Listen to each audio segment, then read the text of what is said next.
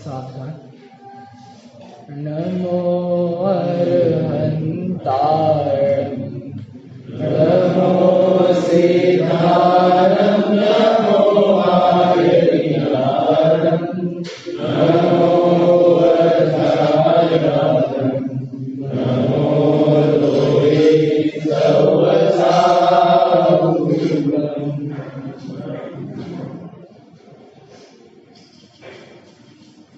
अरिहंत सिद्ध सूर्य उपाध्याय साधु सर्व अर्थ के प्रकाशी मांगलिक उपकारी है। तेने को स्वरूप जाने रागते भई जो भक्ति काय को न माए स्तुति को चारे हैं। धन्य धन्य तुम ही से काज सब आज भय कर जोरी बारंबार वंदना हमारी है। मंगल कल्याण सुख ऐसो हम चाहत हैं।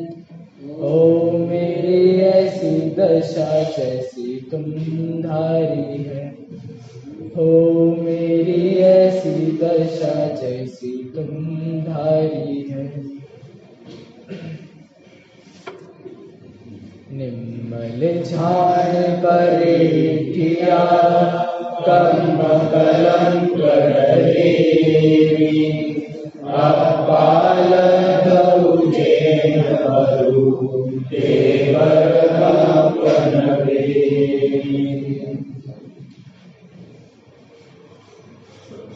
श्री योगसार जी ग्रंथ विराजमान है। आचार्य योगेंदु देव ने प्रथम दोहे में तो सिद्ध परमेष्ठी को नमस्कार किया। आगे बढ़े दूसरे दोहे में उन्होंने अरिहंत परमेष्ठी को भी नमस्कार किया मांगलिक के रूप में।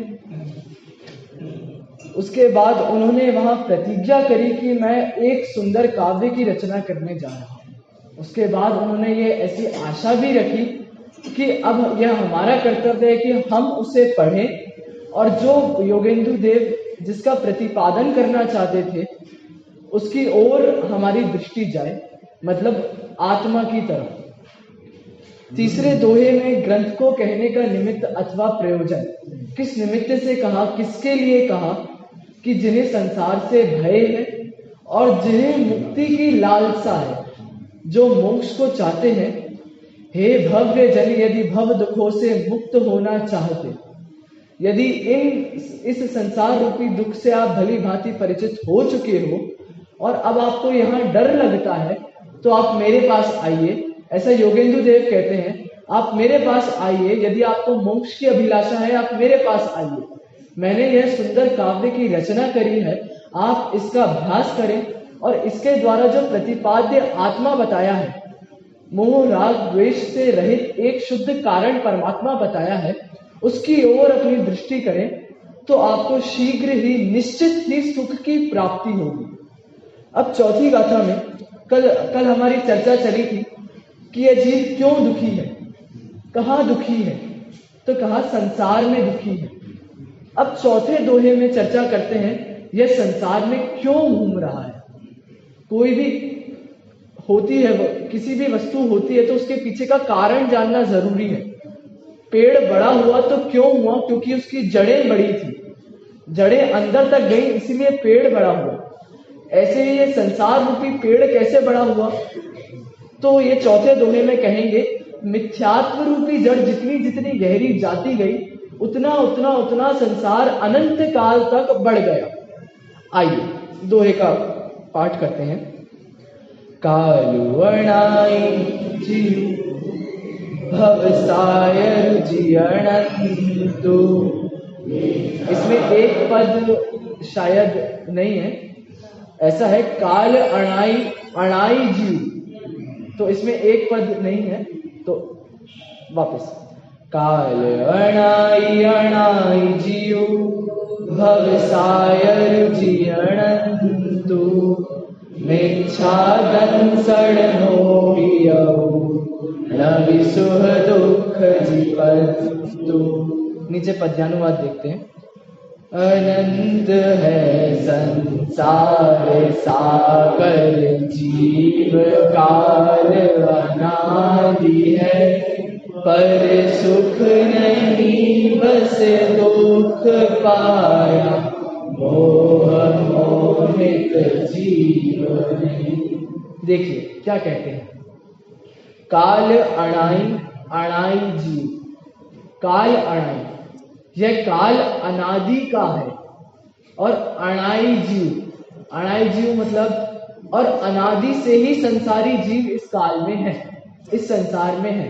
अब काल अनादि से है मतलब कैसा, जो काल चक्र है, काल चक्र में 3 ही काल हैं, भूत, वर्तमान और भावी अर्थात भविष्य। तो इन तीनों को मिलाकर ही यह काल चक्र बना है। ऐसा कोई भी कहीं भी ऐसा समय नहीं आया जहां पर एक भी काल ना हो। ऐसा कोई समय नहीं है जहां वर्तमान काल ना हो, या ऐसा कोई समय ना जहां भूत या भविष्य काल ना हो। तो संसार क्या, भूत, भावी और वर्तमान पर्याय या काल, वही काल चक्र है।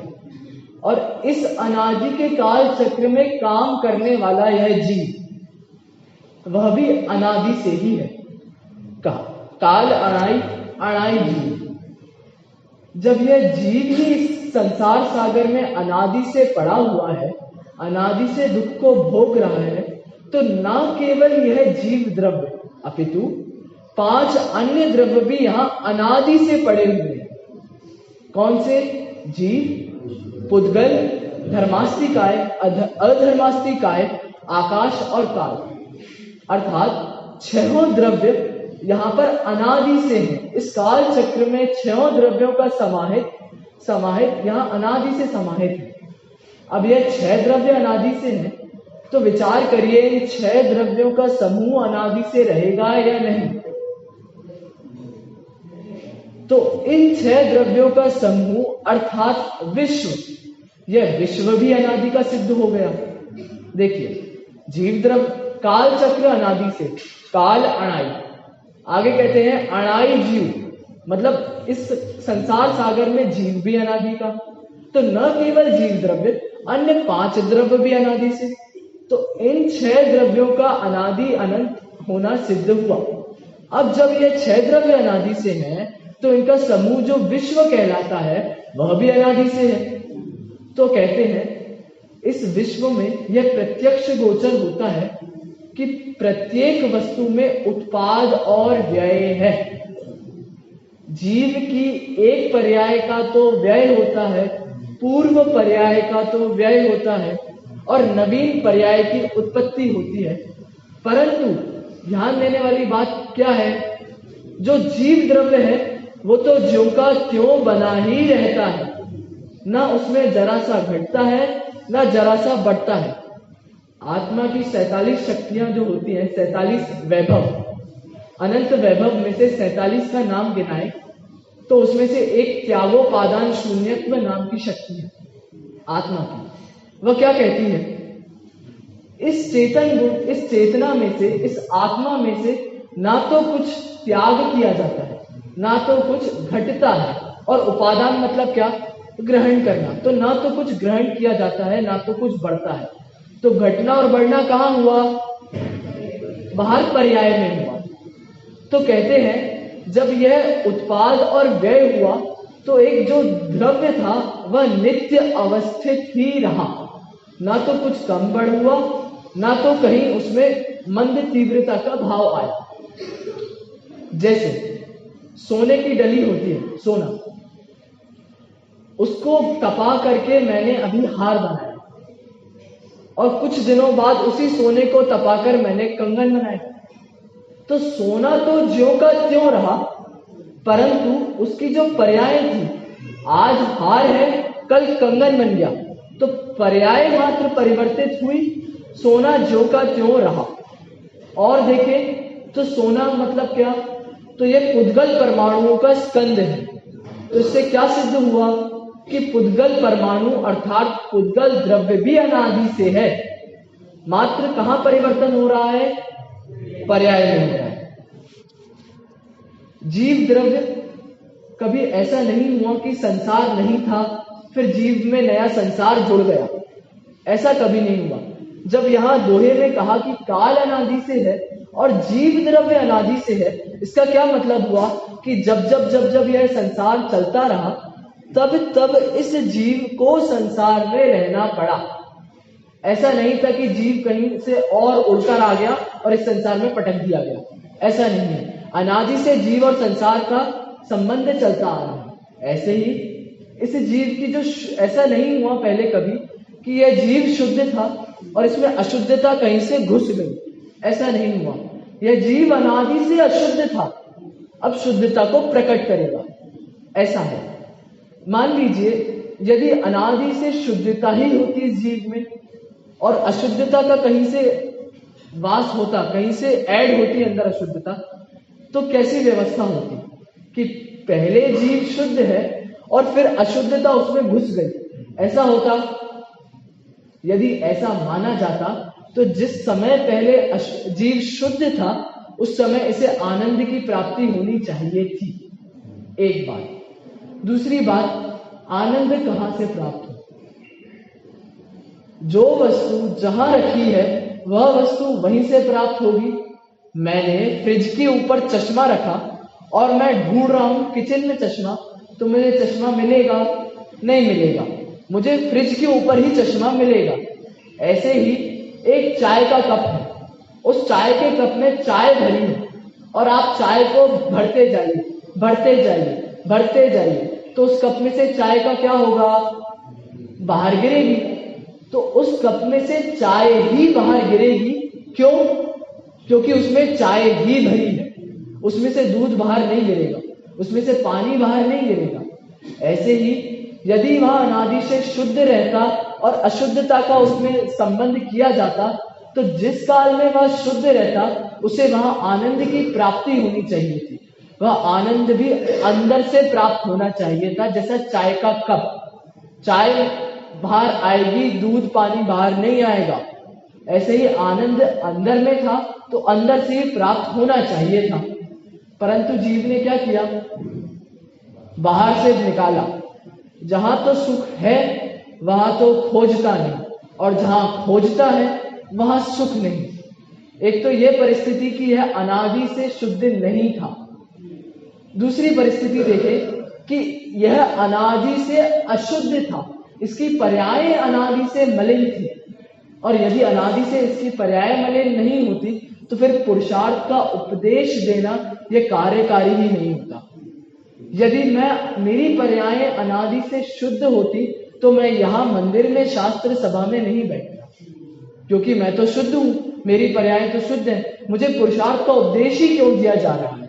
मुझे क्यों बोला जाता है कि तुम ये करो, ये मत करो, अपनी शुद्ध आत्मा को जाओ? भैया मैं तो पहले से ही शुद्ध हूँ, मेरी सारी पर्याय शुद्ध है। तो वहां पुरुषार्थ का लोप हो जाता।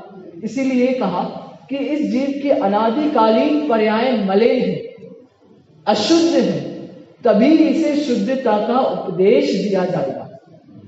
अब कहते हैं और कैसे सिद्ध करा जाए कि यह जीव काल में अनादि से फंसा हुआ है? तो तेजस और कार्मण शरीर, ये दो प्रकार के शरीर हुए। अभी कौन सा शरीर है हमारा? औदारिक शरीर है। तो तेजस और कार्मण शरीर, ये दो ऐसे शरीर हैं जिसका संबंध इस जीव के साथ अनादि से है।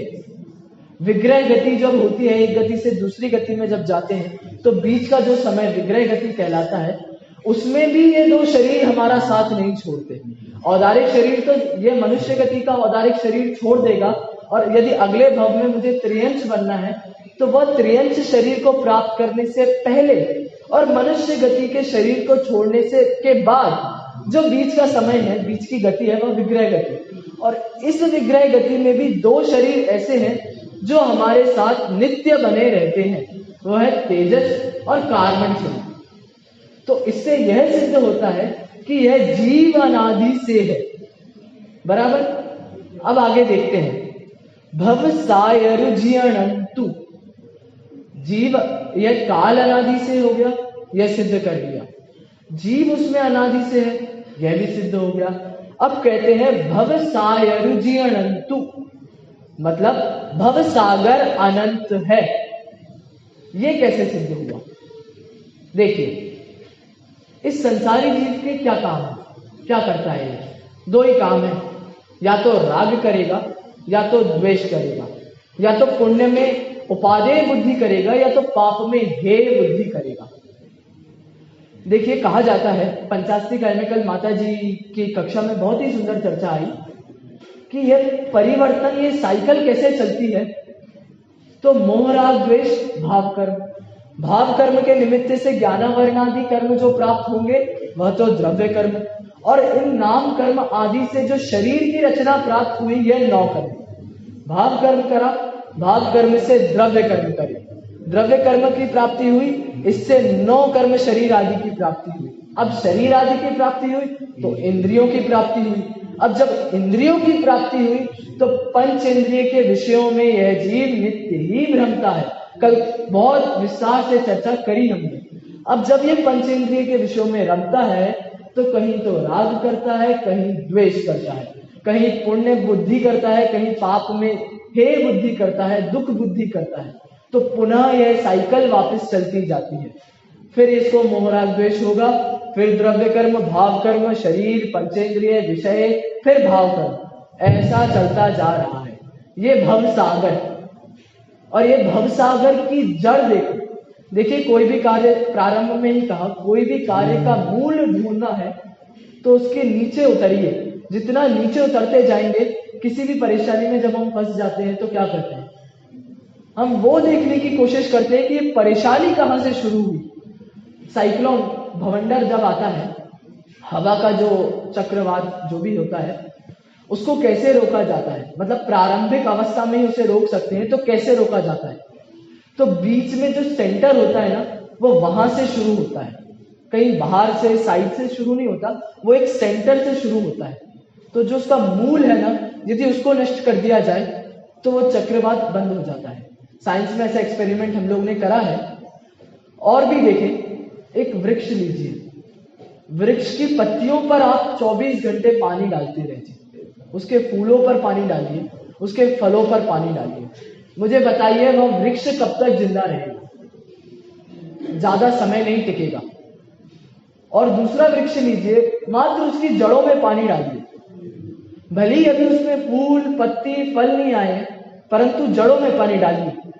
अब वह मरा हुआ दिखने पर भी वह वृक्ष जीवित है। क्यों? क्योंकि उसका मूल जीवित है, उसकी जड़ें जीवित हैं।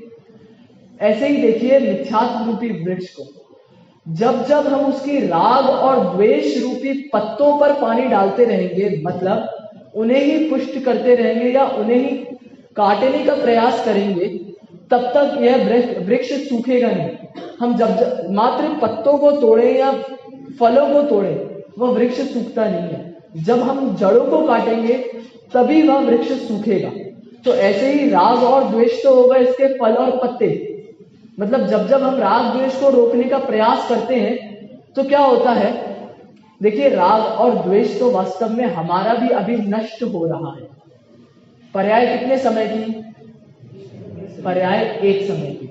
तो मेरी अभी एक समय की राग की पर्याय अगले समय में नष्ट हो गई, और फिर हुआ क्या? पुनः राग आ गया। इसलिए यह राग की संतति रुक नहीं रही है। सम्यक दृष्टि जीव का क्या होता है? इसकी राग की संतति रुक जाती है, अब इसकी राग की नवीन पर्याय उत्पन्न नहीं होती। वैसे ही लेकिन हमारे यहाँ क्या होता है, हम छद्मस्त जीवों में क्या होता है? राग है, नष्ट हुआ, पुनः अगली पर्याय में आ गया, फिर अगली पर्याय में आ गया। तो इसकी ये संतति ये जो चली आ रही है लगातार, इस कारण हम दुखी हैं। तो एक एक पर्याय को नाश करने से अच्छा क्यों ना हम मूल पर वार करें। मूल मतलब क्या? मिथ्यात्व। देखिए तीसरा पद देखिए, मिथ्या दर्शन दंशन मोहियौ। इस मिथ्या दर्शन के मोह के कारण यह जीव का यह भवसागर अनंत काल तक रहने वाला है।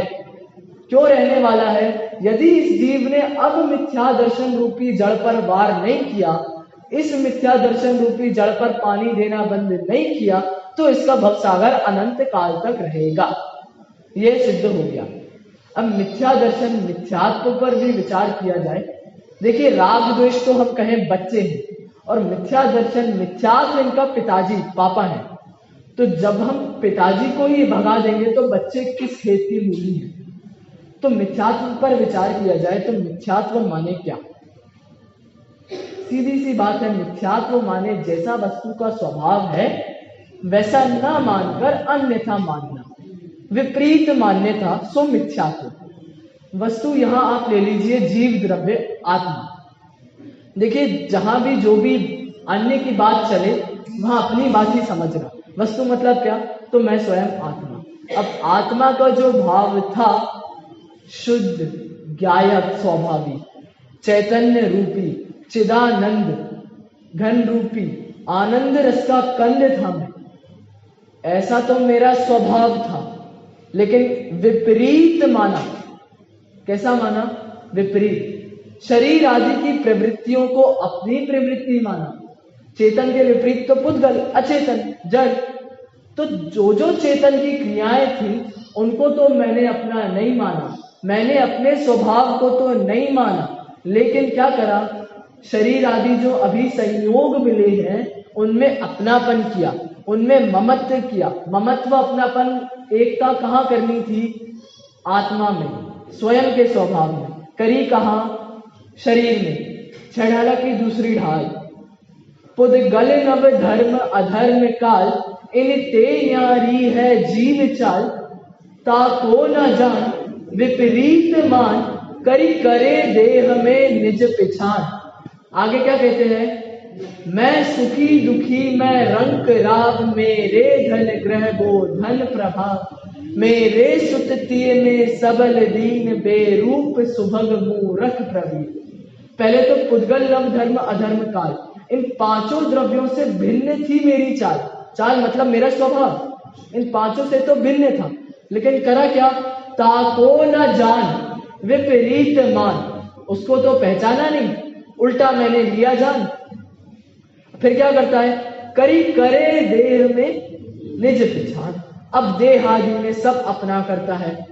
मैं सुखी, मैं दुखी, मैं गरीब, मैं अमीर, मेरे बच्चे, मेरा घर, मेरे गाय बैल नौकर आदि, या मैं किसी का दास आदि, ऐसा मानता है। शरीर आदि के संयोगों की प्राप्ति में यह अपनापन करता है। फिर आगे क्या कहा? और भी जरूरी बात, तन उपजत अपनी उपज जान, तन नशत आपको नाश मान। सीधा सीधा कह दिया, ये तन उपजता है और तन नशता है। कहीं कहा क्या? चेतन उपजे चेतन नशे, ऐसा कहीं नहीं कहा। तो सीधी साफ बात है, जो कुछ हुआ इस पुद्गल द्रव्य में हुआ, इस शरीर में हुआ। पुद्गल द्रव्य भी बोलो तो हमें दूर का लगता है, ये टेबल कुर्सी माइक चेयर आदि लगते हैं। आप तो बोलिए इस शरीर का कहेंगे तो थोड़ा लगता है हाँ मेरे करीब की बात। तो जो कुछ हुआ इस शरीर में हुआ, और इससे भिन्न एक और चीज अंदर बैठी है, आत्मा। ना तो उसमें कुछ घटा ना बढ़ा, ना उत्पाद हुआ ना व्यय हुआ, ना जन्म हुआ ना मरण हुआ। तो मिथ्यात्व के कारण ही इस जीव ने इतने कष्ट सहे। आरोप किस पर आता है? कर्मों पर। वास्तव में भूल क्या कर जाते हैं हम? दोष देने लगते हैं कर्मों को। कर्म ऐसे थे, ज्ञान अधिक नहीं हो पा रहा था, बच्चा पढ़ नहीं पाता तो कहता है मेरे ज्ञानावर्ण कर्म का उदय चल रहा है। लेकिन वहां भूल क्या होती है? मिथ्यात्व। मतलब जीव दुखी कर्मों के कारण नहीं हो रहा है, जीव में बंध कर्मों के कारण नहीं है। मूल में जाइए, जीव दुखी है, जीव में बंध हो रहा है, तो यह सब मिथ्यात्व के कारण है। हम अपनी भूल को स्वीकार ही नहीं करना चाहते हैं और सारा दोष उन कर्मों पर देना चाहते हैं। तो एक पंक्ति आती है कि कर्म बिचारे कौन, भूल तेरी अधिकारी। भूल मेरी है, ये बेचारे कर्म क्या करते हैं? ये तो पुद्गल है। वहां मेरी पर्याय में विकार रूप से परिणमन हो रहा है। मेरी श्रद्धा गुण की पर्याय, उसमें विकार परिणमन हो रहा है, वह विपरीत परिणमित हो रही है, इसलिए वह मिथ्यात्व रूप परिणमित हो रही है। तो मेरी गलती है। और दोष किस पर देते हैं? कर्म पर देते हैं। तो यह बात भी गलत है। तो हमें मूल पर जाना है मिथ्यात्व। अब मिथ्यात्व कैसा? तो जिस प्रकार सम्यक्त्व के दो प्रकार होते हैं, निसर्गज और अधिगमज, नैसर्गिक और अधिगमज, उसी प्रकार आचार्य पूज्य पाद ने अपने सर्वार्थ सिद्धि नामक ग्रंथ में तत्वार्थ सूत्र की टीका, उसमें मिथ्यात्व के भी दो प्रकार बताए, नैसर्गिक और अधिगमज। नैसर्गिक मतलब क्या? जो परोपदेश के बिना मिथ्यात्व के उदय से यह जीवादि 7 तत्वों में अश्रद्धा है, और ये अश्रद्धा कब से है? तो अनादि काल से। जैसा अग्रहित मिथ्यात्व होता है, उसी को उन्होंने नैसर्गिक मिथ्यात्व कहा। तो ये जो अनादि से अश्रद्धा है सप्त तत्वों के प्रति, ये तो हो गई नैसर्गिक मिथ्यात्व। और अधिगमज मिथ्यात्व क्या? तो ग्रहित मिथ्यात्व क्या होता है? तो परोपदेश पूर्वक अभी नया नया जो ग्रहण किया जा रहा है, ऐसा मिथ्यात्व, यह हो गया अधिगमज मिथ्यात्व। अब इस मिथ्यात्व को भी देखें तो 5 प्रकार का मिथ्यात्व को भी, और मैं जितना अपन जूम इन करते जाएंगे उतना खुलता जाएगा। मिथ्यात्व भी, अधिगमज मिथ्यात्व भी 5 प्रकार का। कौन कौन सा? पहला, सबसे पहला एकांत मिथ्यात्व। एकांत मिथ्यात्व का क्या स्वरूप? जैन धर्म अनेकांतात्मक है। जैन दर्शन की जब जहां जहां व्याख्या की जाती है, इस जैन धर्म को, इस जैन दर्शन में ऐसी क्या चीज है जो अन्य दर्शनों से इसे अलग बनाती है?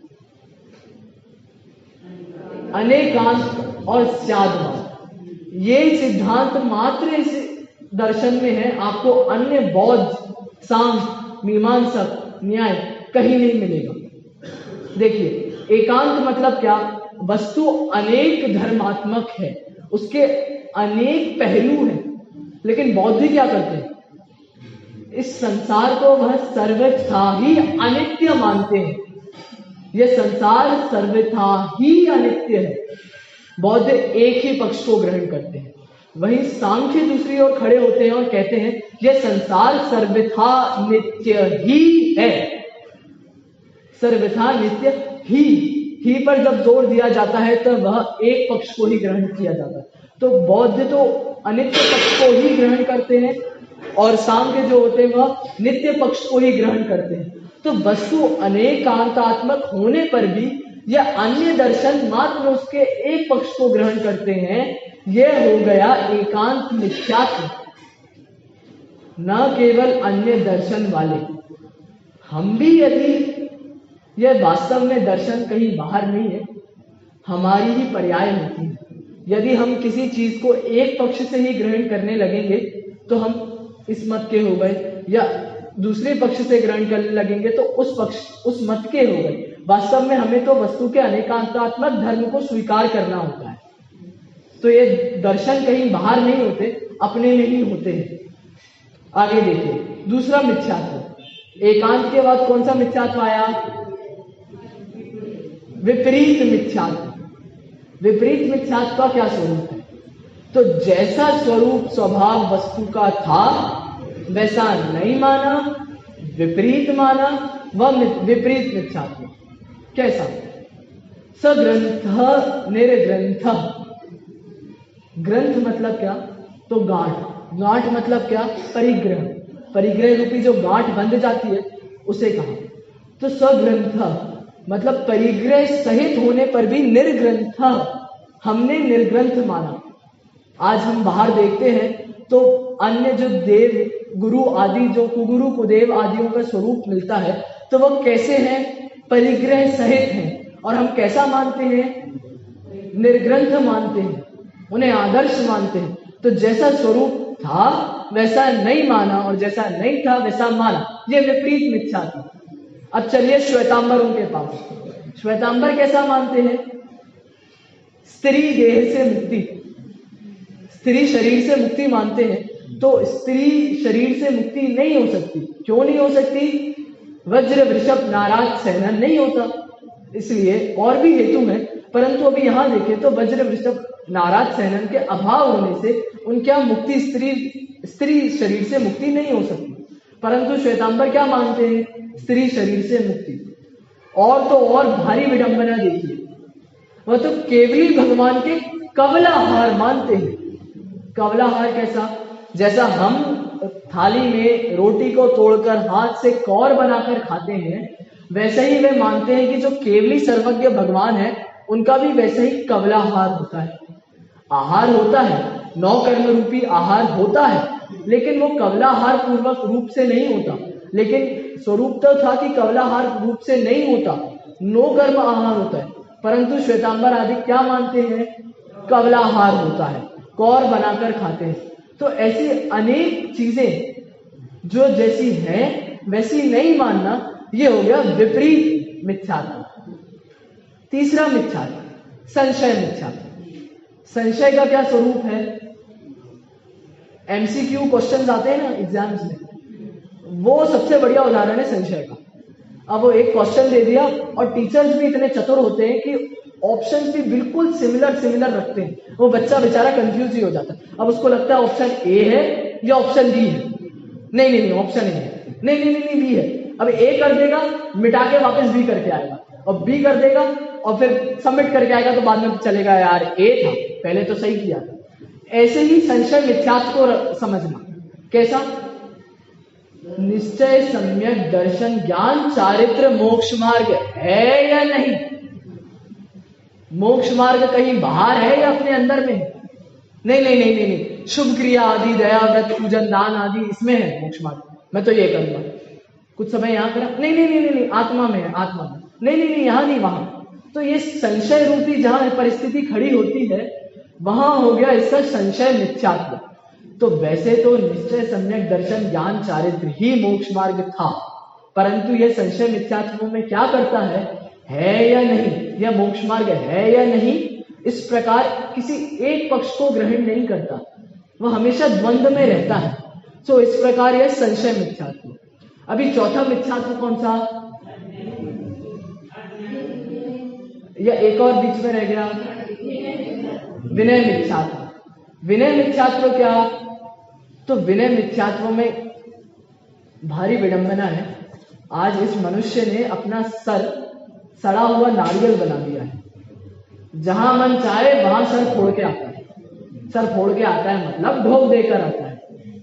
भगवान के सामने ढोक देना ये तो सच्चे देवशास्त्र गुरु, लेकिन भारी विडंबना क्या? जहां मन चाहा, जहां इसकी कामना पूरी होती हुई देखी गई, वहां वास्तव में तो निमित्त नैमित्तिक संबंध था, परंतु इसकी मान्यता फिर वहीं अटल हो गई कि मेरे तो यही भगवान काम कराते हैं।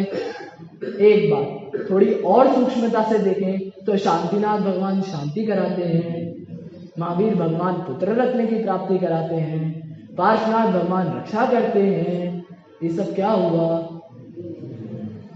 मतलब वही बात है, वहीं कहीं भूल है। तो अन्य जहां देखा जाए, कुगुरु कुदेव कुशास्त्र आदि कहीं भी जाकर ढोक देना, कहीं भी जाकर बिना तर्क युक्ति से निर्णय कर कहीं भी जाकर कुछ भी हर किसी की विनय करना, सो यह विनय मिथ्यात्व के अंदर गया। पांचवा मिथ्यात्व क्या? अज्ञान मिथ्यात्व। परीक्षा मुख के प्रथम परिच्छेद के दूसरे सूत्र में क्या कहा?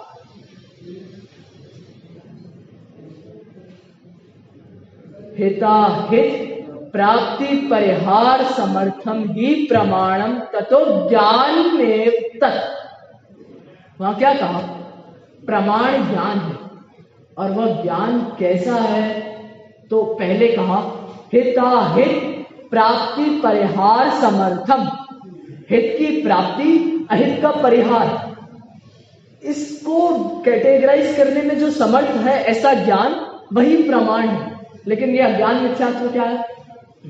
बिना हित और अहित का विचार विवेक किए बिना, या जाति कुल आदि से अथवा अंधश्रद्धा आदि से भगवान को तो पूजना, लेकिन कैसे पूजना? मेरे पिताजी जाते हैं इसीलिए, मेरे पिताजी के पिताजी जाते थे तो मेरे पिताजी जाते हैं, मेरे पिताजी जाते हैं तो मैं जा रहा हूं, और मैं जा रहा हूं तो मेरे बच्चे जाएंगे। तो ये कोई परंपरा से पूजना, बिना हिताहित की विवेक किए पूजना, ये हो गया अज्ञान मिथ्यात्व। इस प्रकार तो कहा यहाँ नैसर्गिक और अधिगमज पूर्वक ये मिथ्यात्व का स्वरूप कहा था। वो राग द्वेष को भी हमने पीछे छोड़ दिया कि राग द्वेष को भी नहीं छोड़ना, नहीं हटाना। अब हमें किस पर वार करना है? मिथ्यात्व पर। इष्टोपदेश में एक बहुत बढ़िया श्लोक आता है, मोहेन संवृतम ज्ञानम स्वभावम लभते नहीं मत्तः पुमः पदार्थानां यथा मदन को द्रवै। उसमें क्या कहा? मोहेन संवृतम ज्ञानम। यहाँ कहा, क्या कहा? मोहियौ, मोही, मोह के कारण। तो इस मोह के कारण क्या होता है? संवृतम ज्ञानम स्वभावम लभते नहीं। इस मोह ने हमारे ज्ञान को आच्छादित कर दिया है, ढक दिया है, जिसके कारण स्वभावम लभते नहीं। देखो, स्वभाव कहीं बाहर है नहीं कि हमें मेहनत करके कहीं ढूंढने जाना पड़े। स्वभाव तो अंदर ही था, परंतु उस अंदर झांकने से भी पहले एक लेयर आ गई मोह की, मिथ्यात्व की। वो पर्दा आ गया, तो इस पर्दे ने हमें स्वभाव की प्राप्ति नहीं होने दी। तो मोहेन संवृतम ज्ञानम स्वभावम लभते नहीं। एक मदिरा पिया हुआ व्यक्ति कभी अपने स्वभाव को नहीं जान पाता। वह माता को माता नहीं जानता, बहन को बहन नहीं जानता, अपने घर को पड़ोसी का घर और पड़ोसी को का घर अपने घर को मानता है, क्योंकि वह मदिरा के वश में है। और अनादि से हम सभी भी क्या है?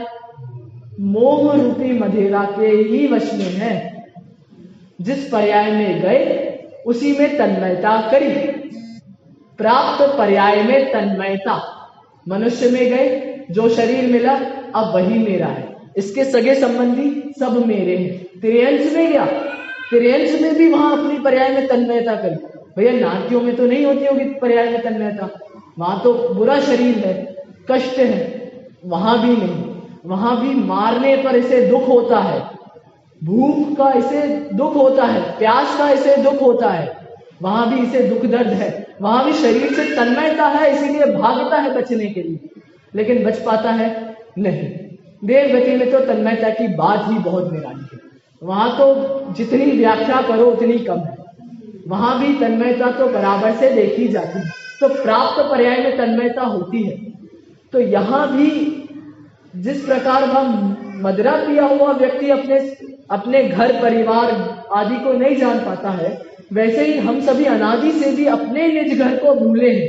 अपनी सुध भूल आप दुख उठाए। हम स्वयं ही अपनी सुध को भूले हुए हैं और हम स्वयं ही दुख उठा रहे हैं। ऐसा नहीं होता कि सांप मुझे काटे और जहर इसे चढ़े, बगल वाले को चढ़े। सांप भी मुझे ही काटेगा और जहर भी मुझे ही चढ़ेगा। ऐसे ही दुख के कारण सब मैं ही कर रहा हूं, तो दुख भी मुझे होगा, और सुख की प्राप्ति जब मैं अंदर से करूंगा तो वह सुख का वेदन भी मुझे होगा। देखिए, तो इस मिथ्या दर्शन मोहियौ, इस मिथ्यात्व के कारण ही, इस मिथ्यात्व रूपी मोह के कारण ही यह जीव का संसार काल, ऊपर देखिए भवसायरुज्यणन्तु, तो यह भवसागर इस मिथ्यात्व दर्शन के कारण ही अनादि से है। अब चौथा पद, आखिरी पद देखिए, रवि सुह दुख जी पत्तु। और इस मिथ्यात्व के कारण क्या हुआ? रवि सुह, सुख तो नहीं हुआ, दुख जी पत्तु, बस दुख ही दुख पाया। तो ये सुख कैसा? कोई अभी यहाँ प्रश्न कर सकता है, भैया हमारे यहाँ तो संपूर्ण संपत्ति है, पैसा है, बच्चे पढ़े लिखे हैं, बढ़िया शादी भी हो गई बच्चों की, हम वेल सेटल्ड हैं, बहुत सुखी हैं। तो कोई तो कह सकता है भैया हमें तो मिथ्यात्व के कारण दुख नहीं है। परंतु वापस छह ढाला पर चलिए, वहां की दूसरी ढाल, रागादि प्रगट जे दुख दे तिन ही को सेवत गिनत चैन। भैया ये रागादि मोह आदि प्रत्यक्ष में दुख देने वाले हैं। प्रत्यक्ष में कैसे दुख देने वाले हैं? यदि मुझे मेरे बेटे से लगाव होगा, यदि मुझे वहां राग होगा, तो फिर जो भी कोई मेरे बच्चे को परेशान करेगा वो मेरा द्वेषी है, वो मेरा शत्रु है, तो वहां दुख होगा। मुझे मेरे बच्चे से राग है तो मुझे मेरे बच्चे से अपेक्षाएं हैं कि मेरा बच्चा मेरे भविष्य में ये कार्य करके मुझे देगा, अपेक्षाएं सभी की बंध जाती हैं, आशाएं, होप जिसे कहते हैं, एक्सपेक्टेशंस। सो जब जब ये राग होगा तब तब ये एक्सपेक्टेशंस होंगी, और सभी को पता है कि ये कभी पूरी होती नहीं है। तो ये रागादि प्रगट जे दुख दे, प्रत्यक्ष दुख देने वाला है, परंतु यह जीव इस संयोग में क्या मानता है? सुख। और सुख भी कैसा है? सुख नहीं, सुखाभास है। क्षण भर का जरा सी इंद्रिय की कुछ कामना थी, पूरी हो गई, तो क्षण मात्र की लगता है कि ठीक है चलो सुख मिल गया, लेकिन अगले ही पल दूसरी इंद्रिय की तृष्णा जाग जाती है। तो सुख नहीं, वहां सुखाभास है। तो यहाँ सुख भी हमें संसार का सुख नहीं लेना, यहाँ आत्मा का सुख लेना है, जो ज्ञानानंद स्वभावी आत्मा थी। ज्ञान और आनंद है स्वभाव जिसका, ऐसी मेरी आत्मा इस सुख की प्राप्ति नहीं होने देता है। यह मिथ्यात्व, यह मोह, राग, द्वेष। इसीलिए हमें यह दुख और सुख की भी भली भांति पहले तो परिचय प्राप्त करना है। संसार में इंद्रियों से सुख नहीं है, परंतु मानता है सुख, तो ये तो दुख में भी सुख ही मान रहा है। तो वास्तव में तो हमें इनका सुख और दुख का भी मूल स्वरूप नहीं पता, इसीलिए तो यह दुख में सुख की कल्पना कर रहा है। और इसे आत्मा का सुख प्राप्त क्यों नहीं हो पाता? तो कहते हैं कि जब इसका चिदानंद स्वरूपी जो ये आत्मा थी, जो द्रव्य दृष्टि से देखने पर आत्मा प्राप्त होने वाली थी, जो आनंद का स्वाद आने वाला था, उसमें भी ये जीव भूल करता है, उसमें भी राग की मिलावट है, ऐसा मानता है। और वहीं समय सार की तीसरी नंबर की गाथा में क्या कहा? बंद कहा तेन विसंवादिनी मोदी। जब जब बंद की कहानी एकत्व के साथ जुड़ेगी, वहां एकत्व मतलब क्या? स्वसमय। दूसरी गाथा से एकत्व विभक्त आत्मा जो स्वसमय निश्चय सम्यक दर्शन ज्ञान चारित्र परम वीतराग स्वरूप थी, उसमें जब जब इसने राग की मिलावट करी, मतलब बंध की मिलावट करी, तब विसंवाद हुआ। वह बंध भी कैसा? बंध भी दो प्रकार का, शुभ बंध और अशुभ बंध। तत्वार्थ सूत्र में ये इसकी भी चर्चा कल बहुत सुंदर रूप से माता जी ने ली थी। शुभ पुण्य से और अशुभ पाप से। शुभ से तो पुण्य का बंध होता है, अशुभ से पाप का बंध होता है। परंतु वही कुंद आचार्य ने आगे चलकर कहा, बंध तो हे है, या चाहे शुभ बंध हो, पुण्य बंध हो, चाहे पाप बंध हो, अशुभ बंध हो, दोनों कैसे हैं? छोड़ने लायक है, बेड़ी के समान है। पुण्य बंध को तो सोने की बेड़ी कहा और पाप बंध को तो लोहे की बेड़ी कहा, लेकिन बेड़ी तो भैया बेड़ी होती है, बांधती है, इसीलिए दोनों बेड़ियां हैं। कोई व्यक्ति सोचे कि मैं पूजा, दान, भक्ति आदि शुभ राग में ही दिन भर लगा दूं, क्रियाकांड में ही दिन भर लगा दूं, तो क्या होगा? पुण्य बंध तो होगा, स्वर्ग आदि गति को तो प्राप्त हो जाएगा, परंतु कहा जा चुका है कि यह स्वर्ग भी संसार है, स्वर्ग संसार से पार नहीं है, तो रहा तो वह संसार का संसार में ही। तो दोनों प्रकार की बेड़ियां अर्थात शुभ और अशुभ बंध दोनों ही छोड़ने लायक हैं।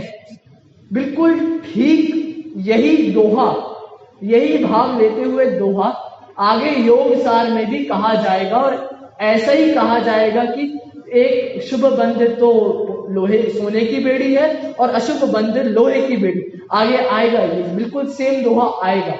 इससे यह भी पता चलता है कि योगेंदु देव ने आचार्य कुंद का ही अनुकरण किया है, अथवा उनके समय सार का भली भांति अध्ययन करके यह ग्रंथ रचा है। मतलब वहां समय सार की रचना कैसे हुई थी?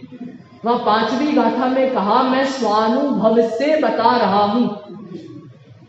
पहली गाथा में श्रुत केवली भणेदम, श्रुत केवली द्वारा कथित। पांचवी गाथा में अब मैंने स्वयं अनुभव किया, मैंने स्वयं समय की प्राप्ति करी, आत्मा का वेदन किया और आनंद रस का वेदन किया, तो मैं तुम्हें बता रहा हूं। तो वह तो अनुभव प्रधान ग्रंथ था। अब जब उसी का अनुकरण करके ये लिखा गया, तो आप समझ लीजिए, जब यहाँ आचार्य ने यही भावना भाई कि मैं एकाग्र मन से यह रचना कर रहा हूँ, एक मणाहम, एकाग्र भावना से यह दोहों की रचना कर रहा हूँ, मतलब शुद्ध भावना से एक अग्र आत्मा को आगे रखकर अनुभूति प्रधान यह ग्रंथ है। इसीलिए इसका आप नित्य अनुभव करते रहें, नित्य वेदन करते रहें। जैसा इसमें बताया है, वह क्या सब मेरे साथ है, देखिए वास्तव में तो होगा ही, क्योंकि हम अनादि से संसार में हैं, मोह राग द्वेष से ग्रसित हैं, और अब हमें क्या करना, तो इस दुख को दुख समझना, इस संसार को संसार समझ के इससे भयभीत होना। अब जब भयभीत होना तो मोक्ष की भी इच्छा रखना। वहां लिखा सुख, देखिए रवि सोह दुख जी पत्तु। अब कल चर्चा करेंगे कि ये सुख की प्राप्ति कैसे हो। यहाँ तो कह दिया ना कि मिथ्यात्व से सुख की प्राप्ति नहीं होती, दुख ही दुख की प्राप्ति।